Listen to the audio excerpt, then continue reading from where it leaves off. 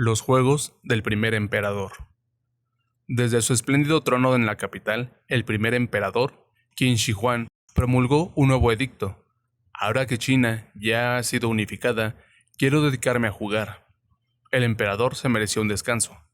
Tras conquistar los otros 6 estados, el imperio Qin había implantado con éxito múltiples reformas bastante complejas.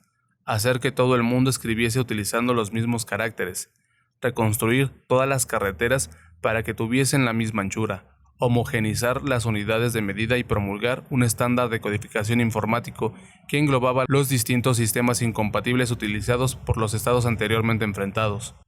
Una vez implementada esta codificación universal, el Unicode, los ciudadanos del Imperio Qin podían arrancar tranquilamente cualquier programa sin tener que preocuparse ni por plugins de conversión ni por la adaptación de pantallas llenas de símbolos aleatorios. También había construido el gran cortafuegos en el norte, una gran muralla que protegía al imperio tanto de los ataques bárbaros como de los anuncios emergentes.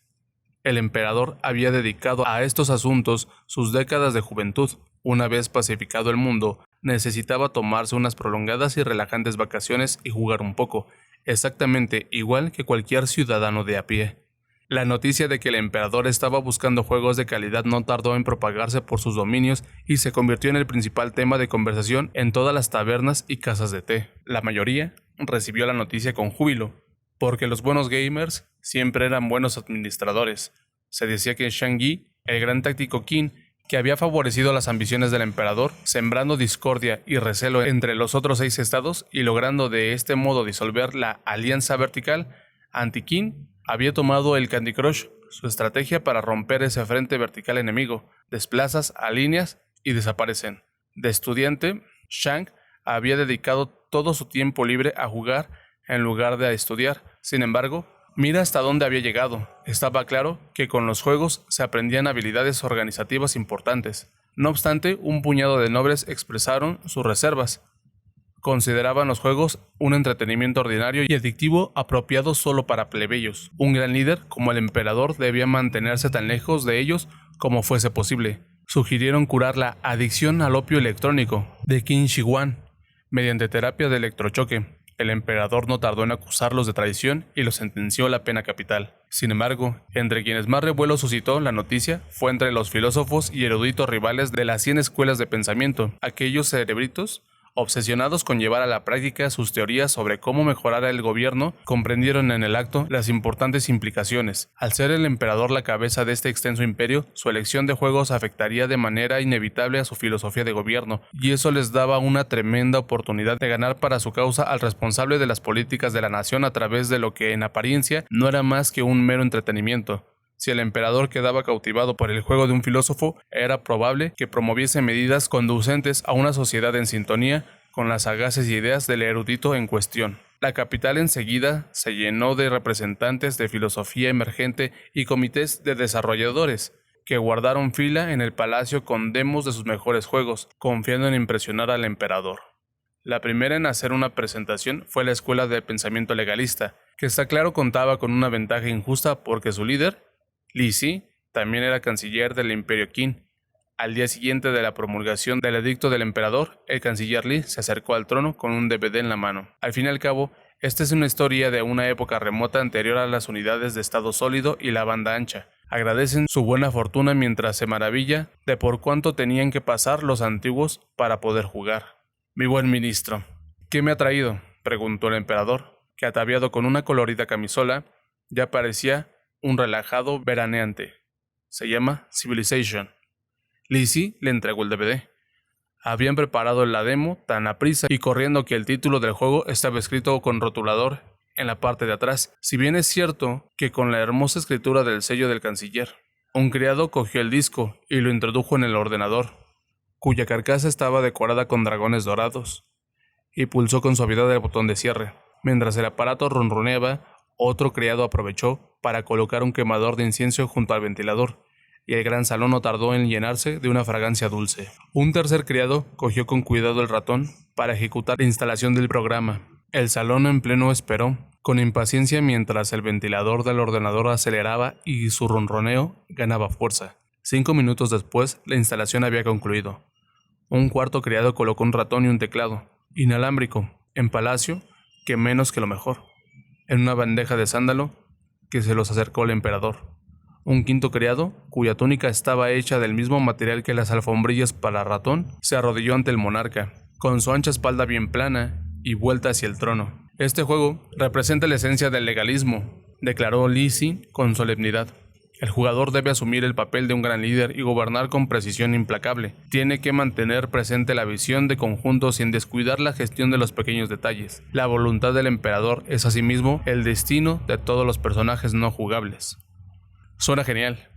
El emperador agarró el ratón. Como es lógico, en la pantalla inicial se eligió a sí mismo de entre los líderes con los que se podía jugar. Al principio le fue bien. Tras empezar con solo una ciudad, se expandió hasta dominar la región. Incluso se impuso en la carrera por ser el primero en construir las pirámides, además de otras maravillas. La Gran Muralla era una maravilla bastante inútil, pero a pesar de ello, Qin Shi Huang se apresuró a construirla.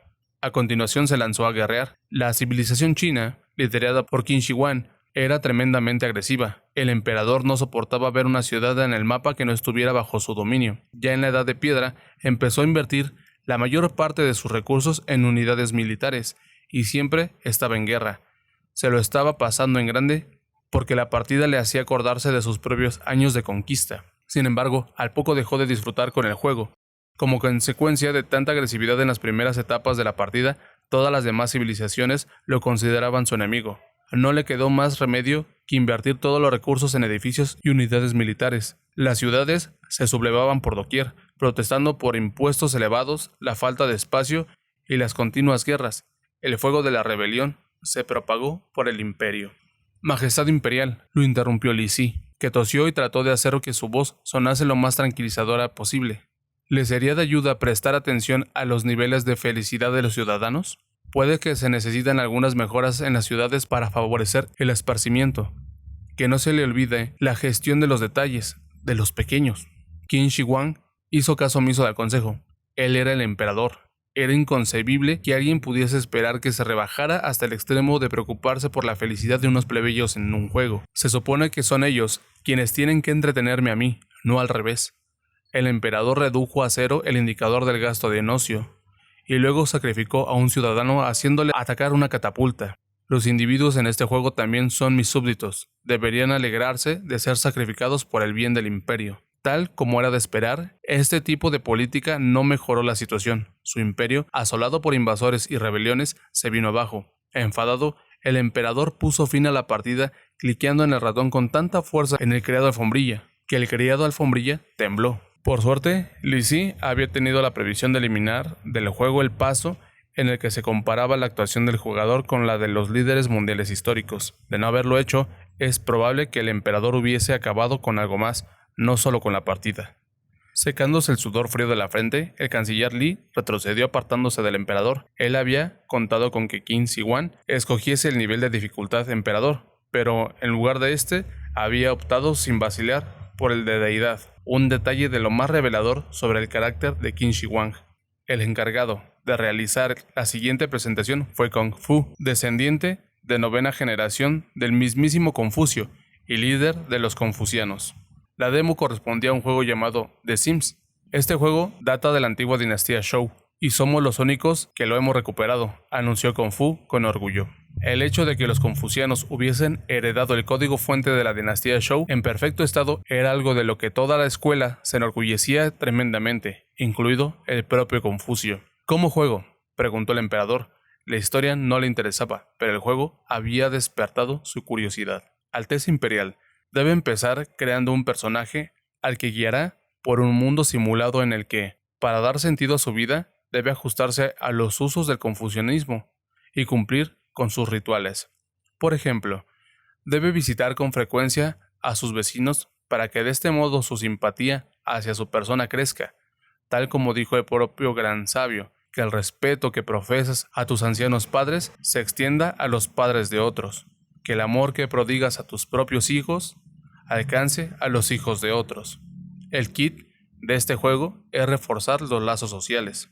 El sermón aburrió al emperador. De no haber estado de vacaciones, ya habría llamado un buen rato atrás a los soldados para que se llevasen a rastras a ese pedante, pero se suponía que se estaba divirtiendo. así que se obligó a aguantar el largo tutorial. Al cabo, Kung Fu soltó el ratón. El emperador quiso construir una piscina, pero el juego le informó de que no disponía de los fondos necesarios. ¿Qué broma es esta?, rezongó. Soy dueño de todo el imperio. ¿Me estás diciendo que no puedo permitirme cavar un agujero en el suelo? Como emperador, es el modelo para todos sus súbditos, explicó Kung Fu. Vivir sencilla y frugalmente es la senda correcta. Gastar tanto en lujos llevará a la quiebra. ¿Por qué no vienen a casa mis vecinos para presentarme sus respetos?, inquirió el emperador. Debéis visitarlos a menudo y colmarlos de regalos para que su relación vaya estrechándose poco a poco. Solo entonces acudirán a visitarlo. El juego nos enseña la importancia de la amabilidad y el respeto mutuo, tal como el gran sabio. ¡Ridículo! Qin Shi Huang a duras penas conseguía contener su ira. Él era el emperador, y todos los demás eran sus súbditos. ¿Acaso se había oído alguna vez que el poderoso emperador hubiera tenido que sobornar con presentes a alguna tribu bárbara para conseguir que acudiese a presentarle sus respetos? Menudo insulto. Se trataba de un juego, a todas luces traidor. Durante los siguientes meses, el imperio Qin persiguió con dureza la venta y fabricación de los traicioneros juegos confucianos. A lo largo y ancho de su territorio se confiscaron miles de DVDs ilegales, y más de 400 traficantes de juegos fueron arrestados. Siguiendo las instrucciones del emperador, los soldados excavaron un gigantesco hoyo en el suelo, no muy distinto a una piscina, y los DVDs y traficantes de juegos fueron arrojados al foso y quemados. La tercera presentación corrió a cargo del líder de los moístas, que nada más empezar le dijo al emperador: el moísmo es una escuela pacifista, no abogamos ni por guerras ni por agresiones. Por eso hemos traído un juego perteneciente al subgénero de defensa de torres. Lo único que debe hacer es defender y seguir defendiendo. La pantalla del ordenador mostró un grupo de zombies a un lado y unas plantas al otro. ¿Qué pintan ahí esos zombies?, preguntó el emperador. Son los enemigos del imperio. ¿Y esos hierbajos y flores? Son los más fieles guardianes del imperio. Para sorpresa de todos, el emperador se la pasó en grande. Le encantaba ver los cadáveres de sus enemigos desparramados por el césped, aunque le fastidiaba bastante tener que esperar con los brazos cruzados a que las oleadas de muertos vivientes se aproximasen, en lugar de actuar y enviar una expedición vegetal punitiva al territorio zombie. Lo está haciendo muy bien, Alteza Imperial. Para nada necesitamos atacar. Cuando el enemigo se dé cuenta de que es imposible conquistarnos, dejará de venir y la guerra terminará. El moísta estaba satisfecho con el progreso del emperador, que parecía a punto de ser ganado para su causa. Qin Shi Huang asintió ante esta explicación, pero su mirada continuó clavada en la pantalla mientras su dedo cliqueteaba frenéticamente en el ratón.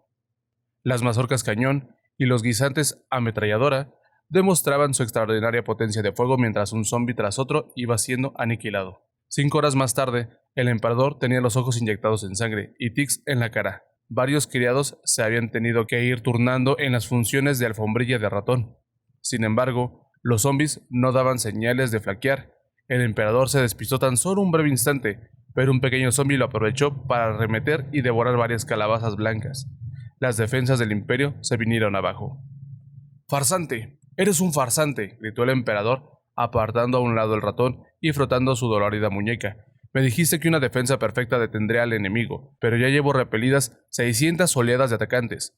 ¿Por qué continúan viniendo?» Es porque elegiste el modo infinito. Creo que los moístas son una panda de inocentones ilusos que desconocen por completo la sangrienta realidad del mundo. El emperador llamó a sus guardias para que expulsaran al moísta. Si bien es cierto que se acordó de ir al jardín a regar todas las plantas. Con el transcurrir de los días, una escuela tras otra fueron acudiendo para presentar al emperador sus mejores juegos. La escuela militar llevó Call of Duty, los agrónomos el Herbert's Moon, la escuela de los nombres, también llamada de los lógicos, el Ace Attorney, y la escuela de Yin Yang se presentó con algo llamado The Legend of Sword and Fairy. Pero todos fueron reprobados, tras una sola partida de prueba por parte del emperador. Nadie conseguía dar con lo que podía gustar al augusto soberano. Mientras tanto, sucedió algo que acaparó la atención de todo el mundo. Como no conseguía encontrar un juego que lo agradece de veras, el emperador cogió su carruaje y salió de excursión. Cuando su comitiva pasaba por un lugar llamado Bolangsha, un gigantesco martillo de hierro cayó del cielo y aplastó el carruaje utilizado como señuelo. El emperador juró enfurecido que encontraría al asesino y lo castigaría con severidad.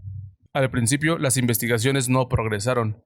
El emperador tuvo que ejecutar a los 3 primeros jefes del equipo de investigación para que el cuarto funcionario al que se le asignó la misión por fin consiguiese descubrir algunas pistas. Basándose en la trayectoria del martillo, el cráter del impacto y cómo había quedado esparcidos los restos del carruaje señuelo, este hombre adujo que el asesino tenía que ser un experimentado jugador de Angry Birds. No eran tontos los que podían permitirse un teléfono con las prestaciones que requería este juego. Recuerden que esto sucedió largo tiempo atrás, y la ahora mucho más reducida lista de sospechosos no tardó en conducir a los investigadores hasta un joven llamado Shang Liang. No obstante, Shang Liang se las apañó para demostrar su inocencia ante la acusación. Aseguró que, al ser nativo del estado Han Preunificación, era asimismo, por asociación, ciudadano de Hankook, la tierra de los Han, es decir, coreano.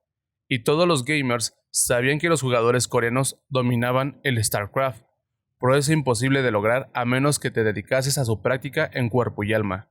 Por lo tanto, era imposible que él hubiese tenido ni un minuto para malgastar con Angry Birds. Cuando lo pensabas un poco, te dabas cuenta de que la lógica era en efecto irrefutable. Justo cuando todo el imperio estaba anonadado por el vuelco de la situación en los tribunales, apareció un occidental llamado Xu Fu, que le sacó del apuro. De cabello rubio y ojos azules, Xu Fu acudió a ver al emperador ataviado con un flamante traje de estilo occidental y zapatos relucientes, con el aspecto característico de los miembros de la élite mundial. ¿Qué juego me has traído?, preguntó el emperador al ver que Xu Fu tenía una diminuta memoria USB, algo que nunca jamás de los jamases ha visto. Es completamente alucinante. Xu Fu pinchó la memoria USB en el ordenador del emperador, abrió un archivo con varias diapositivas PowerPoint y procedió a realizar una elegante presentación. Pero eso no son más que diapositivas, se quejó el emperador. ¿Dónde está el juego? Su Alteza Imperial, la prosperidad de un estado que se centre tan solo en los beneficios inmediatos y tangibles no perdurará demasiado. Debemos mirar más allá del horizonte e invertir en el futuro para así garantizar una prosperidad duradera. ¿A dónde quieres llegar? El juego que le estoy presentando es una obra de genialidad sin par. No obstante, todavía se halla en fase de desarrollo. En la brumosa isla de Penglai, ahora bien, si Su Alteza Imperial estuviese dispuesto a invertir una pequeña cantidad de capital riesgo para impulsar el proyecto, le garantizo que en un año tendremos una versión beta y en 3 ya lo habríamos lanzado al mercado.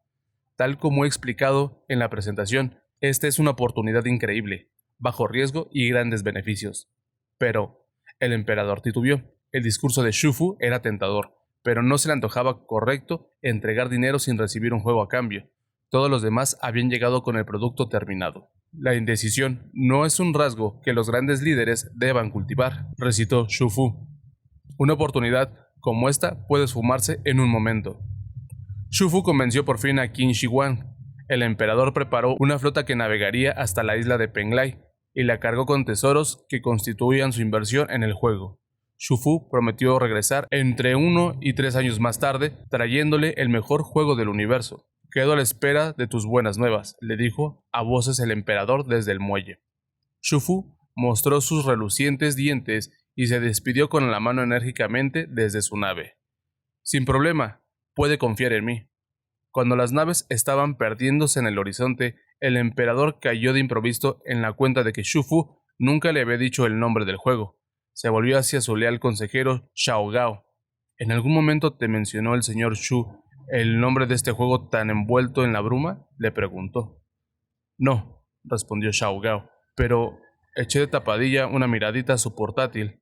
¿Y cómo se llama? Dímelo. A ver... Sí, ya me acuerdo. Se llama el verdadero Duke Nukem Forever. ¡Qué buen nombre!, exclamó el emperador, suspirando mientras su mente se llenaba de imágenes gloriosas. Me muero de ganas de jugar.